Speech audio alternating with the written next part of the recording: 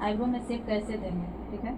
हर client का eyebrow का shape अलग अलग होता है, डिफरेंट होता है। किसी की कर्व वाली होती है, किसी के राउंड वाली होती है, किसी के पतली होती है, किसी के मोटी होती है, किसी के घनी होती है।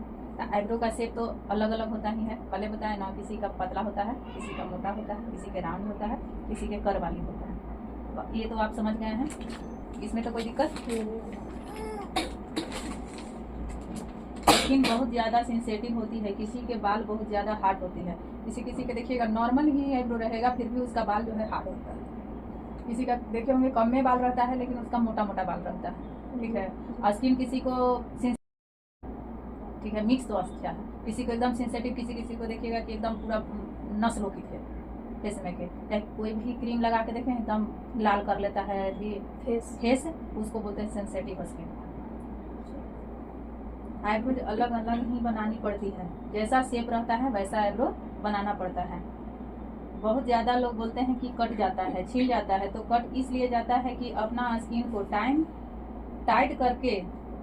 टाइट करवाया करें। जैसे आपको लेफ्ट साइड की कर रही हैं तो क्लाइंट्स को राइट हैंड का ऊपर और लेफ्ट हैंड का नीचे होनी चाहिए, और राइट हैंड का बना रही हैं तो क्लाइंट्स को लेफ्ट हैंड नीचे और राइट हैंड ऊपर होना चाहिए। मान के चलिए कि हम आईब्रो बना रहे हैं, चेयर पर आईब्रो बना रहे हैं, तो अगर हम कोई ए आईब्रो बनाना है तो ई हाथ को कस्टमर को, मान चलिए आपके पास कोई नहीं है, अकेले हैं, तो आपको कस्टमर को ई हाथ से नीचे और ये हाथ से ऊपर टाइट हो गया। जितने टाइट बोलिएगा रखने के लिए उतना ही जो है स्किन नहीं कटेगा, और जितने सॉफ्ट हाथ से धागा चलाइए। तो जब ये हमको आंख बनाना है तो लेफ्ट है ना, जब लेफ्ट हाथ नीचे और राइट हैंड ऊपर। अगर ये हमको बनाना है तो ये राइट नीचे और लेफ्ट ऊपर। जितने बोलिएगा कि टाइट कीजिए।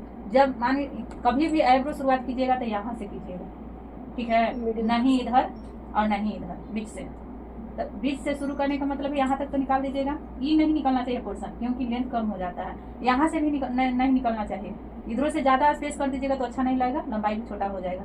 चलते आप नीचे से यहाँ तक बना लीजिए, उसके बाद कहिए कस्टमर को पूरा डायरेक्ट यहाँ उठाने के लिए। जब भी जैसे ही उठाइएगा तो ये पोर्शन जो है टाइट हो जाएगा, और नीचे से जो ये लूज स्किन है यहाँ से ऊपर चल जाएगा।